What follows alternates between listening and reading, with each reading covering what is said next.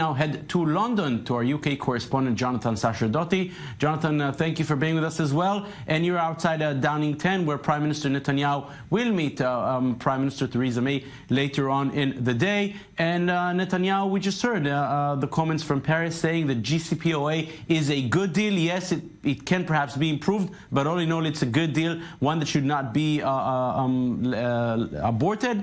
And that's pretty much the same thing he's going to hear in London.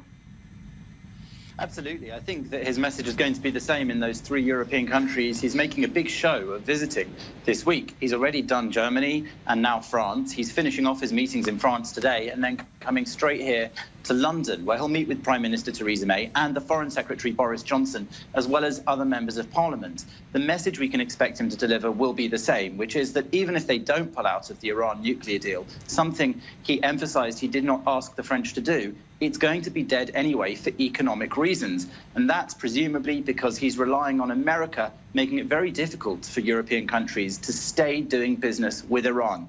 And to that end, he's meeting now at this very moment in France, the French economy minister, and maybe underlining that message to him, and then getting on a plane, coming over to the UK in order to repeat that message over here in the UK, and perhaps to share some of that intelligence from the intelligence hall from Iran.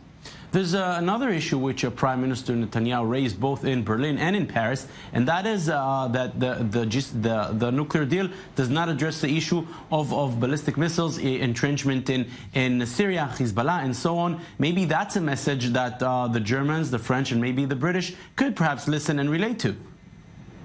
Absolutely. One of Netanyahu's criticisms of the nuclear deal all along was that it dealt very specifically only with nuclear development, and he said it did that badly.